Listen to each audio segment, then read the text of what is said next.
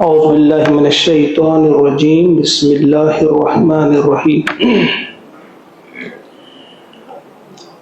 نبی اکرم صلی اللہ علیہ وسلم نے فرمایا من اعتکف یوما ابتغاء وجہ اللہ تعالی جعل اللہ بینہ وبین النار ثلاث خنادق کل خندق ابعد مما بین الخافقین۔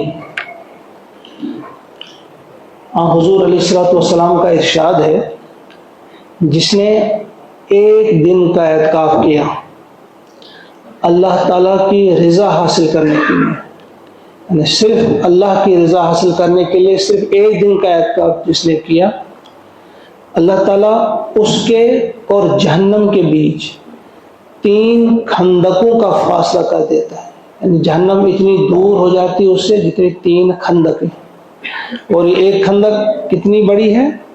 کل خندق ابعد مما بین الخافقین، مشرق سے مغرب جتنا دور ہے اس سے زیادہ وسیع وہ ایک خندق ہے۔ تو 3 خندقیں دور کر دیتا ہے جہنم سے اللہ تعالیٰ اس شخص کو جس نے صرف ایک دن کا اعتکاف کیا، اور ایک روایت میں ہے کہ وہ 10 خندقیں دور کر دیتا ہے اس، لیکن ایک خندق 500 سال کی مسافت کے بعد، یہ دوسری ایک روایت ہے۔ تو یہاں ہم نے اس بات کو سمجھنے کی کوشش کرنی ہے۔ عام طور پہ یہ سمجھا جاتا ہے جب رمضان المبارک کے آخری ایام آتے ہیں تو ذہن میں یہ کچھ لوگ سمجھتے ہیں کہ اب فلاں مولوی صاحب بیٹھیں گے اعتکاف کے لیے، یہ اسی کا کام ہے، فلاں انسان بیٹھے گا، فلاں شخص بیٹھے گا، یہ اسی کا کام ہے۔ اور کچھ لوگ یہ سمجھتے ہیں کہ یہ کس کے لیے ہے کہ کچھ بچے آ جائیں گے بیٹھیں گے، یہ ان کا کام ہے۔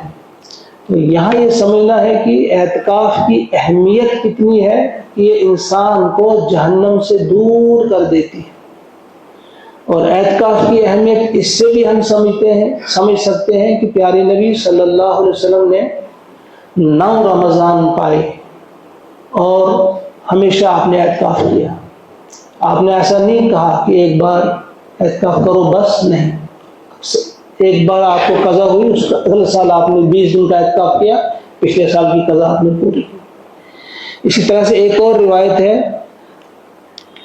امام حسین رضی اللہ تعالیٰ عنہ کے فرزند امام زین العابدین، وہ روایت کرتے ہیں کہ مجھے میرے والد نے کہا، امام حسین نے، انہوں نے سنا پیارے نبی صلی اللہ علیہ وسلم سے کہ جس نے رمضان میں اعتکاف کیا اس نے گویا 2 حج اور 2 عمرے کیے، یعنی 2 حج اور 2 عمرے کرنے میں جتنا ثواب ہے اتنا اس کو ملے گا اس مہینے کے اعتکاف میں۔ اب اعتکاف کو سمجھنا ہے، اعتکاف کیا ہے؟ واجب اعتکاف، سنت اعتکاف اور نفلی اعتکاف۔ ایک اعتکاف ہوتا ہے جو واجب ہوتا ہے، وہ ہوتا ہے منت والا، کسی نے یہ منت مان لی کہ اگر میرا فلاں کام بن جائے تو میں اعتکاف کروں گا، تو یہ واجب ہو جاتا ہے۔ اور اس واجب اعتکاف کے لیے روزہ بھی ضروری ہے، روزہ بھی رکھنا ہوگا، کسی بھی وقت رکھے ہو، رمضان کے علاوہ بھی رکھ سکتا ہے، روزہ بھی رکھنا ہوگا اور اعتکاف بھی کرنا ہوگا۔ ایک ہے سنت والا اعتکاف جو روزوں میں ہم کرتے ہیں، آج یہ سنت اعتکاف ہے، اسے سنت کہا جاتا ہے۔ اس کے لیے بھی روزہ ضروری ہے، اور جب ہم یہ کرتے ہیں اگر کبھی ٹوٹ گیا تو اس کی قضا بھی لازمی ہے، کسی وجہ سے ٹوٹ گیا تو قضا بھی اس کی لازمی ہے۔ ایک ہوتا ہے نفلی اعتکاف، نفلی اعتکاف کے لیے کوئی کسی مہینے کی ضرورت نہیں، کسی روزے کی ضرورت نہیں، کسی وقت کی ضرورت نہیں، کوئی خاص وقت اس کے لیے نہیں ہے، وہ 10 منٹ کا بھی ہو سکتا ہے، گھنٹے کا بھی ہو سکتا ہے، 1 دن کا بھی ہو سکتا ہے، 1 رات کا بھی ہو سکتا ہے نفلی اعتکاف۔ بلکہ کچھ جو علماء ہیں ان کا یہ کہنا ہے کہ وہ آتے تھے، ہم بھی مسجد میں آ رہے ہیں، ہم یہاں بیٹھیں گے مسجد میں، یہ ہمارا اعتکاف ہے، اعتکاف کی نیت کر لیں، چاہے 10 ہی منٹ بیٹھنا ہے۔ تو اکثر لوگ مغرب سے عشاء تک جب بیٹھتے ہیں مسجد میں درس قرآن کے لیے تو وہ نیت کر لیتے ہیں اعتکاف کی، اور اعتکاف ہو جاتا ہے۔ یہ نفلی اعتکاف ہوا۔ تو ہمارا جو روزوں کا اعتکاف ہے یہ سنت ہے، اسے ہم کہتے ہیں سنت مؤکدہ علی الکفایہ، یعنی سنت مؤکدہ ہے، یہ تاکیدی سنت ہے یہ، لیکن علی الکفایہ اس کو کہتے ہیں، نہیں کفایہ سنت ہے اس اعتبار سے کہ اگر ایک بستی میں کچھ لوگ بھی بیٹھ جائیں گے، ایک بھی بیٹھ جائے گا تو ہر ایک کی طرف سے ادا ہو گیا، گناہ گار کوئی نہیں ہوگا۔ ورنہ اگر کسی مسجد میں کوئی بھی نہ بیٹھے تو سب بستی ہی گناہ گار ہو جاتی۔ تو دوسری بات، ایک سے زائد بیٹھ سکتے ہیں کہ نہیں، اس میں کوئی تعداد نہیں ہے، اجتماعی اعتکاف بھی ہو سکتا ہے، جتنے بیٹھیں گے ہر ایک چاہتا ہے کہ میری مغفرت ہو جائے، ہر ایک کو اپنی فکر ہونی چاہیے۔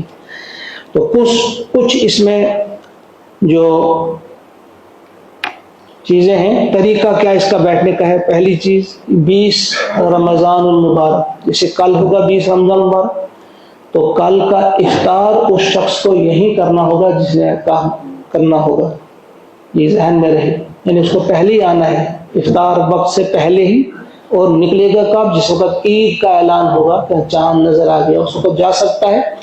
لیکن بہتر یہ بھی ہے اگر اس رات بھی یہیں وہ بیٹھے گا، وہ اس لیے کہ وہ اب سنت اعتکاف تو مکمل ہو گیا اس کا، لیکن ایک رات کا اعتکاف اس لیے کہ آخری رات ہوتی ہے، عید کی رات جو ہوتی ہے اسے لیلۃ الجائزہ کہا جاتا ہے، یعنی انعام بانٹنے والی جو سرمنی ہوتی ہے لاسٹ میں، کسی بھی ٹورنامنٹ کے آخر میں، کسی بھی فنکشن کے آخر میں پرائز ڈسٹریبیوشن سرمنی جو ہوتی ہے، یہ سمجھو کہ آخری رات جو ہوتی ہے تقسیم انعامات کی، اسے آسمان میں لیلۃ الجائزہ کہا جاتا ہے۔ تو اگر وہ اس رات بھی بیٹھیں گے تو اچھی بات ہے، انعام لے کر ہی جائیں گے۔ ایک مسئلہ یہ بھی جو پوچھا جاتا ہے، اگر جمعہ کسی ایسی مسجد میں کوئی اعتکاف، جیسے ہمارے قریب میں مسجدیں ہیں وہاں جمعہ کی نماز نہیں ہوتی ہے، تو وہاں جو اعتکاف کرے گا وہ جمعہ کے دن یہاں آ سکتا ہے، جمعہ کی نماز پڑھ سکتا ہے، واپس جا سکتا ہے۔ اس کے آنے کے بارے میں جو عام طور پہ رائج تھا کہ بالکل چادر اوڑھ کر ادھر ادھر بھی نہیں دیکھے گا، اتنا کچھ مسئلہ نہیں ہے، اس کے بغیر بھی آ سکتا ہے، لیکن اتنا ہونا چاہیے کہ عام دیکھنے والا سمجھ جانا چاہیے یہ معتکف ہے، یعنی اس طرح گپ شپ میں مصروف نہیں ہونا ہے اس نے لوگوں کے ساتھ۔ حضور علیہ السلام نے ایک مریض کو دیکھا تو چلتے چلتے اس کی خبر گیری کی، اس کے ساتھ زیادہ دیر تک نہیں بیٹھے، گفتگو نہیں کی۔ تو ایسا ہے کہ گپ شپ میں مصروف نہیں رہنا ہے، آپ آ سکتے ہیں، باہر سے بھی آ سکتے ہیں۔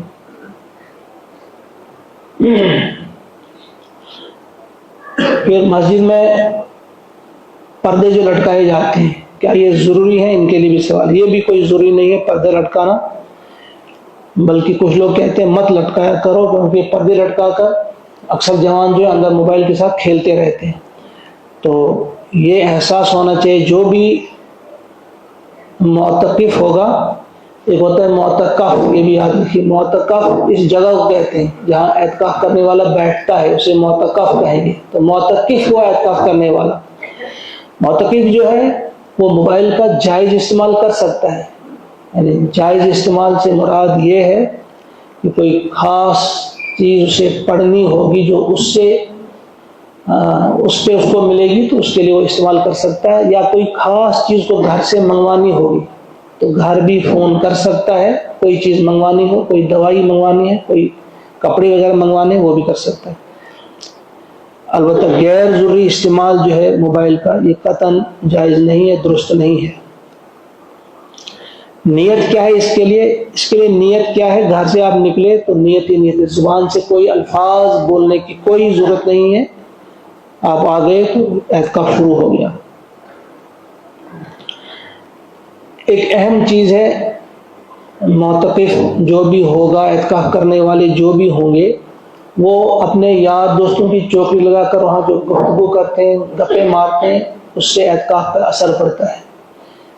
آپ نے ہر ایک سے کٹ کر صرف اللہ کا ہو جانا ہے۔ یہ تو اعتکاف کا مطلب ہی یہی ہے کہ ہم اپنے گھر سے، بچوں سے، اپنے کاروبار سے، ہر چیز سے الگ ہو کر کچھ دن ہم صرف اور صرف اللہ کے ساتھ گفتگو کرتے ہیں۔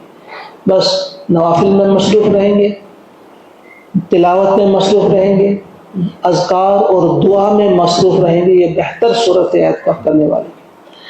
ہاں جو وہ ایک مشہور واقعہ ہے، آپ اکثر سنتے ہیں حضرت عبداللہ ابن عباس کا رضی اللہ تعالیٰ عنہ، کہ وہ اعتکاف سے باہر چلے گئے کسی خاص مسئلے کے لیے، کسی شخص کی ضرورت پوری کرنے کے لیے، تو ایسا کیا جا سکتا ہے، لیکن اس کی پھر قضا کرنی ہوگی، کیونکہ وہ اہم ہے۔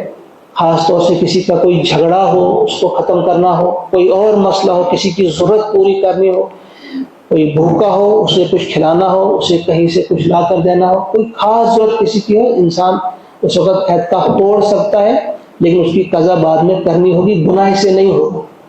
لیکن بغیر کسی عذر کے اعتکاف توڑنا وہ گناہ بھی ہے اور اس کی قضا بھی ہے۔ اگر بغیر عذر کے ایک شخص بیٹھا لیکن اسے کوئی عذر نہیں تھا، گھر کی یاد آ گئی یا کوئی اور چیز آ گئی تو چھوڑ دیا اعتکاف، اب اس کو گناہ ہے اس اعتکاف کا چھوڑ دینا، قضا بھی کرنی ہوگی اسے۔ تو یہ کچھ چیزیں ہیں اعتکاف کے سلسلے میں، اسے ہمیں غیر ضروری یا کچھ لوگوں کا کام سمجھ کر چھوڑ نہیں جانا چاہیے۔ میں بڑے ادب سے کہوں گا، اپنے بزرگوں سے بھی کہوں گا، اپنے نوجوانوں سے بھی کہوں گا کہ یہ بڑے قیمتی ایام ہوتے ہیں اور بڑی قیمتی گھڑیاں یہ ہوتی ہیں۔